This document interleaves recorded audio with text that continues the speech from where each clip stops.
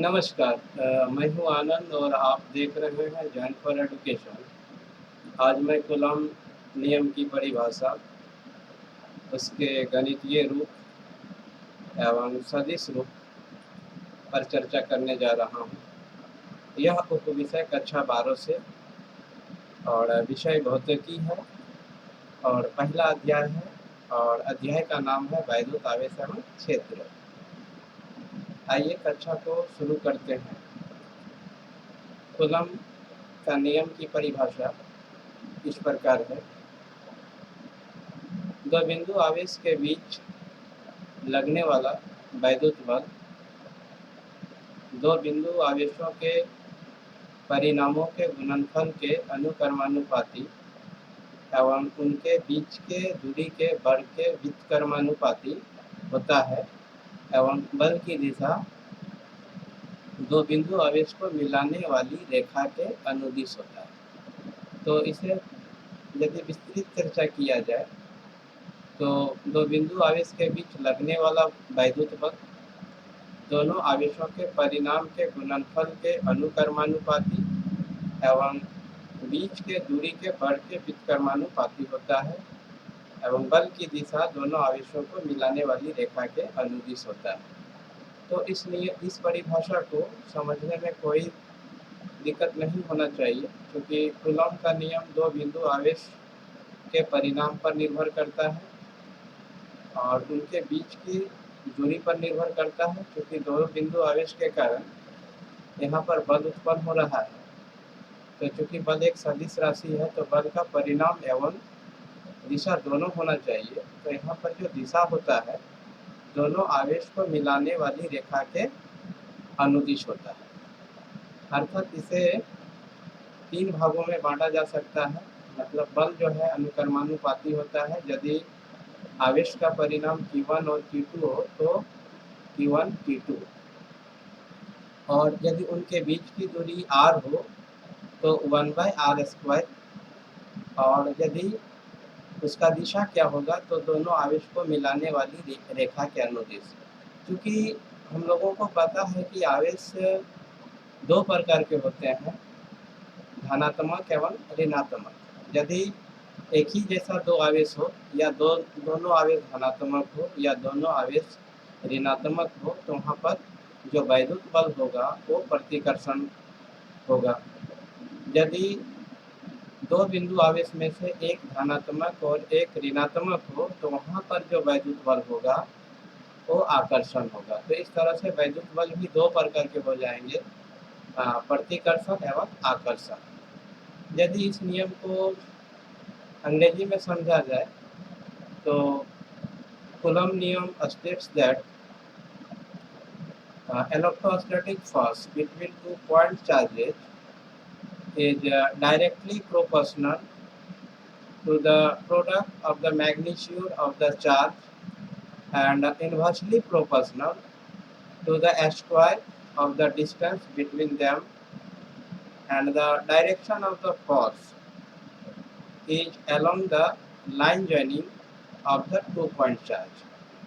So it is evident that there is no problem to understand Coulomb's law। तो Coulomb's law को समझने में कोई दिक्कत नहीं होना चाहिए, क्योंकि आवेश का SI मात्रक कूलम होता है और दूरी का SI मात्रक यहाँ पर मीटर होगा।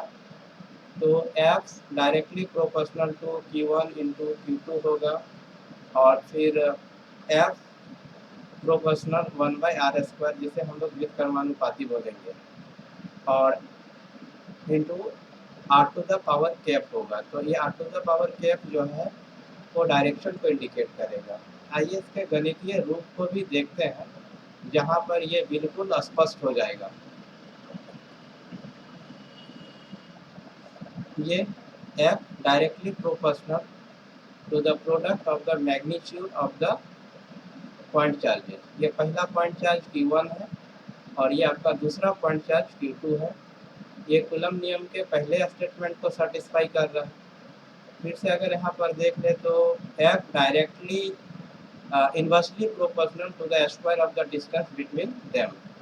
अब ये R है कि दोनों के Q1 और Q2 के बीच का दूरी है।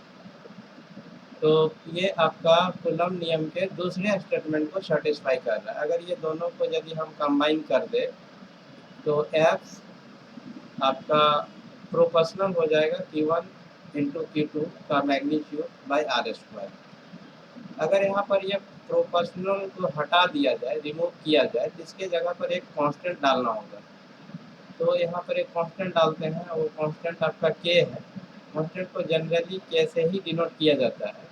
तो यहाँ पर जो कांस्टेंट होगा उसको हम लोग इलेक्ट्रोस्टैटिक कांस्टेंट बोलेंगे। तो F इक्वल टू हो जाएगा K और फिर Q1 इंटू Q2 का जो परिणाम होगा उसका मैग्नीट्यूड बाई आर स्क्वायर। यहाँ से हम लोग आपका K का वैल्यू फाइंड आउट कर सकते हैं, F का वैल्यू फाइंड आउट कर सकते हैं और एक कूलम को परिभाषित कर सकते हैं। यदि यहाँ पर हम ऐसा सपोज कर लेते हैं कि Q1 का वैल्यू 1 कूलम है और Q2 का भी वैल्यू 1 कूलम है और दोनों का बीच का दूरी 1 मीटर है, तो यहाँ पर यदि आप वैल्यू पूरा कैलकुलेट कर देते हैं तो 1 into 1 by R square. So R का भी वैल्यू 1 है तो 1 इंटू 1 बाई 1 का स्क्वायर करेंगे तो 1 हो जाएगा। तो यहाँ पर आपका हो जाएगा F इक्वल टू के, मतलब F जो है इक्वल टू हो जाएगा इलेक्ट्रोस्टैटिक कांस्टेंट के बराबर यदि दोनों आवेशों का परिणाम 1 कूलम हो और उनकी बीच की दूरी जो है 1 मीटर हो। तो यदि यहाँ पर देखा जाए तो K का जो वैल्यू होता है 9 इंटू 10 टू द पावर 9 होता है। तो यहाँ पर अगर रख दिया जाए F इक्वल टू, तब यहाँ क्या हो जाएगा, क्योंकि K का वैल्यू पुट करेंगे तो 9 इंटू 10 टू द पावर 9, तो F इक्वल टू हो जाएगा 9 इंटू 10 टू द पावर 9। और चूँकि फर्स्ट का यूनिट SI यूनिट न्यूटन होता है तो फिर F का वैल्यू हो जाएगा 9 into 10 to the power 9 newton. तो कहता है कि यदि दो बिंदु आवेश जिनका परिणाम आपका 1 कूलम हो और उनकी बीच की दूरी 1 मीटर हो, तो वहाँ पर जो फोर्स प्रोड्यूस होगा, वहाँ पर जो फोर्स जो एक्सपीरियंस होगा वो इक्वल टू हो जाएगा 9 into 10 to the power 9 metre का। तो फिर यहाँ से लेके चलते हैं, इसी चीज़ को यहाँ पर बताया गया है जहाँ के एक नियतांक है जिसे अस्थिर वैद्युत नियतांक कहते हैं, जिसका मान K equal to 1/4 pi epsilon naught भी होता है, जो अभी वेक्टर फॉर्म में आएंगे तो वहाँ पर इसका चर्चा करेंगे। और उसका value 9 into 10 to the power 9 होता है, जो ऑलरेडी यहाँ पर चर्चा कर चुके हैं। और फिर इसका K का जो यूनिट जो होगा, SI यूनिट जो होगा, न्यूटन मीटर स्क्वायर पर कूलम स्क्वायर होगा। So it is the mathematical form of the Coulomb Law.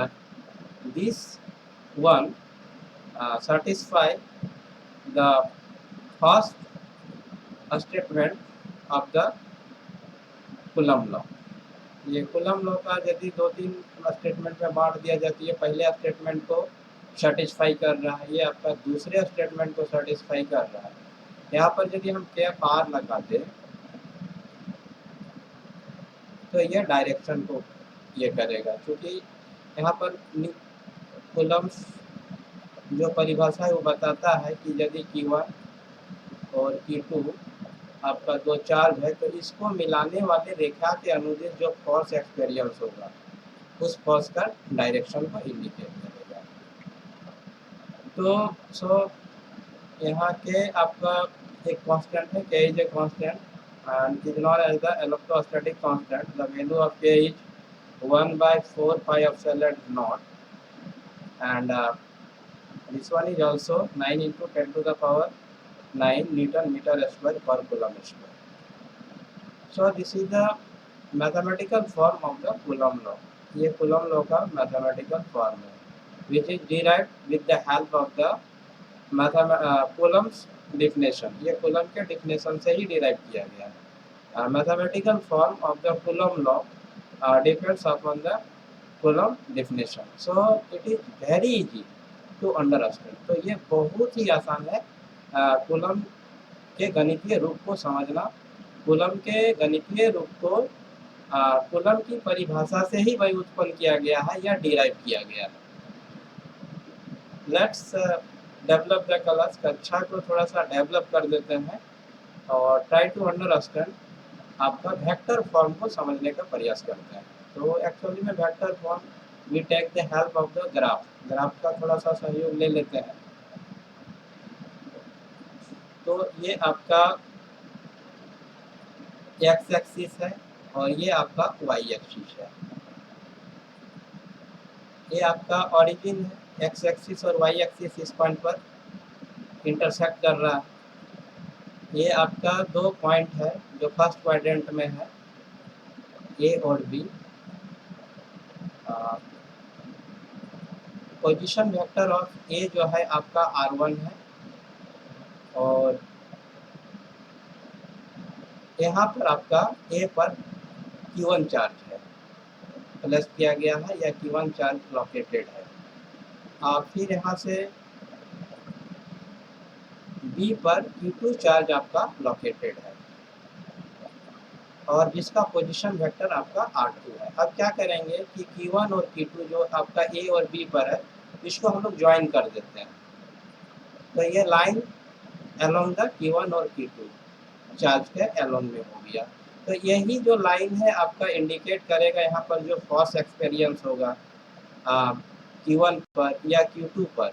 Q1 पर जो फोर्स एक्सपीरियंस होगा ड्यू टू Q2 और Q2 पर जो आपका फोर्स एक्सपीरियंस होगा ड्यू टू Q1।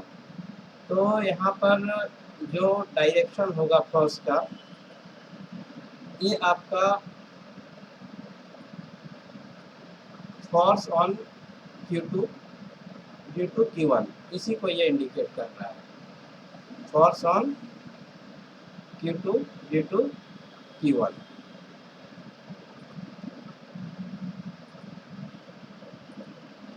तो ये force on Q2 due to Q1, जिसे हम लोग जनरली F21 से डिनोट कर रहे हैं। उसके बाद आपका है यहाँ पर force on Q1 due to Q2, जिसे हम लोग जनरली F12 से डिनोट कर रहे हैं। अब आपका यहाँ पर है कि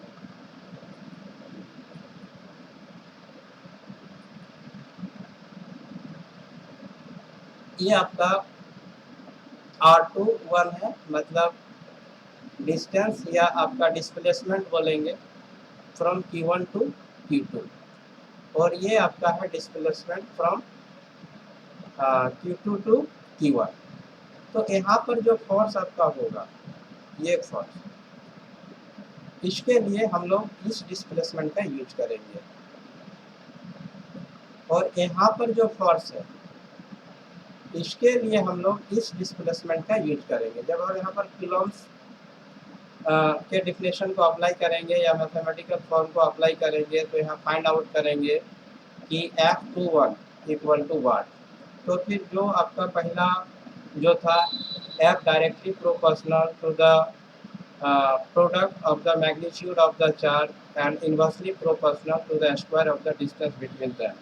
तो चूंकि ये वेक्टर है, तो हम इसका क्या करेंगे, फाइंड आउट करेंगे मैग्नीट्यूड को। ये इसका मैग्नीट्यूड क्या होगा, फिर इसका मैग्नीट्यूड क्या होगा, और फिर ये मैग्नीट्यूड ही इंडिकेट करेगा Q1 और Q2 के बीच का दूरी को।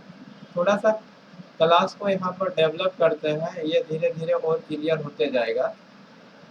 ये फिगर को देखिए यहाँ पर दिखा दिए और फिर यहाँ से लेना शुरू किए R21, ठीक है, ये आपका R21।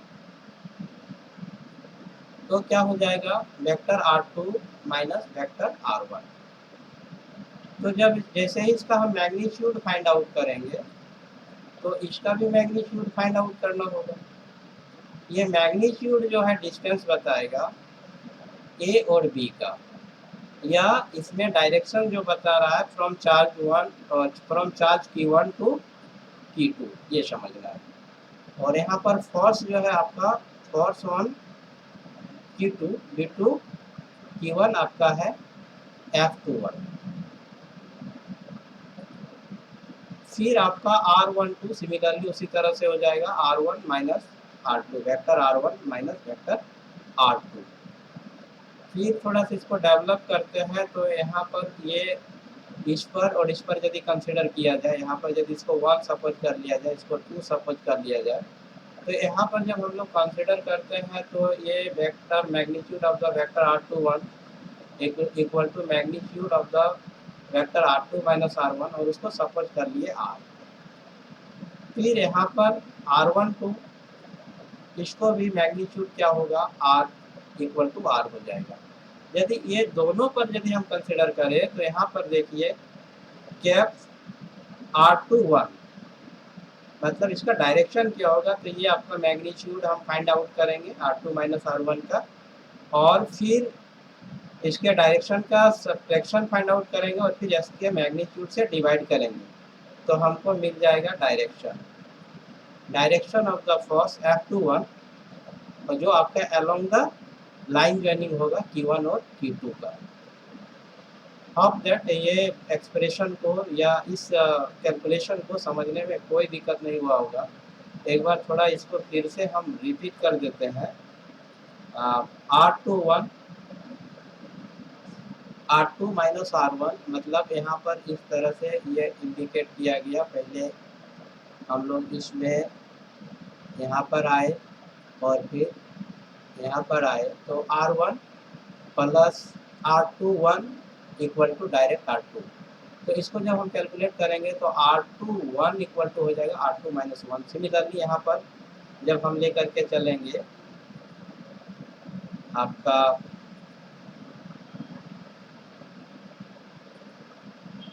R12 को लेकर के चलेंगे तो हम लोग यहाँ से ऐसे आ जाएंगे, फिर यहाँ से ऐसे आएंगे और फिर ये फिर ऐसे होगा, डायरेक्शन ऐसे हो जाएगा।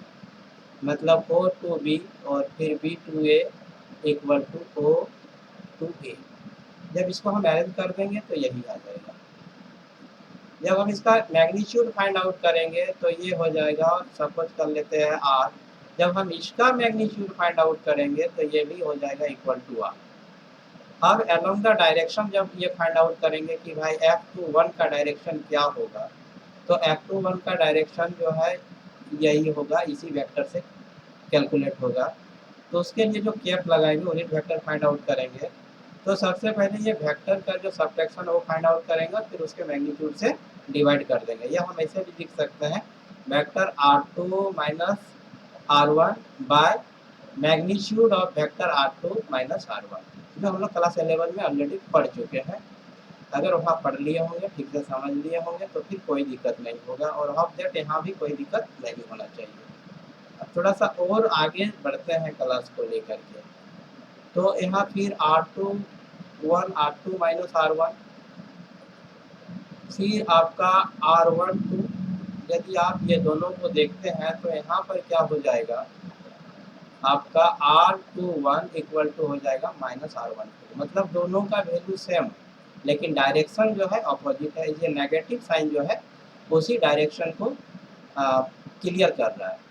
The direction of the magnitude of R2 vector R21 is equal to the magnitude of the vector R12, but the direction are opposite. It is evident by the negative sign. ये negative sign से evident होता है या clear हो जाता है। फिर यहाँ पर देखें, अब हम निकालेंगे आपका force on Q2 due to Q1।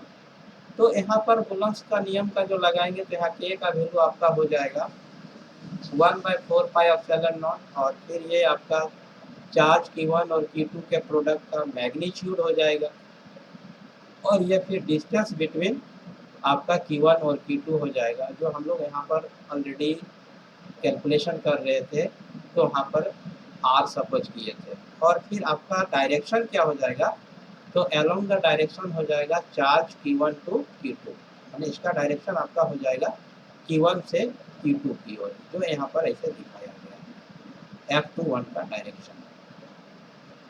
Hope that there is no problem to understand this step। ये वेक्टर फॉर्म है कूलम्ब के नियम का, और ये आपका कूलम्ब की परिभाषा पर ही डिपेंड है या आधारित है। फिर F12 अगर यहाँ फाइंड आउट करते हैं हम लोग तो K का वैल्यू फिर वही रखेंगे, और यहाँ Q1 Q2 वही होगा, लेकिन यहाँ देखिए डायरेक्शन हो जाएगा F12 का जो डायरेक्शन होगा, इस फोर्स का जो डायरेक्शन होगा from charge Q1 to Q2 हो जाएगा इसका। Of that there is no problem, यहाँ भी कोई प्रॉब्लम नहीं होना चाहिए। तो ये आपका Q1 पर भी फोर्स एक्सपीरियंस होगा, Q2 पर भी फोर्स एक्सपीरियंस होगा, Q1 पर Q2 के कारण फोर्स एक्सपीरियंस होगा और Q2 पर Q1 के कारण फोर्स एक्सपीरियंस होगा। और यहाँ पर जो फोर्स एक्सपीरियंस होगा उसका डायरेक्शन होगा चार्ज Q1 टू Q2, जिसको हम लोग R21 से डिनोट कर रहे हैं। और F12 पर जो होगा, ये फोर्स जो है इसका जो डायरेक्शन होगा आपका R12 होगा। अब that there is no problem to understand. आशा करते हैं कि इसको समझने में कोई दिक्कत नहीं हुआ होगा।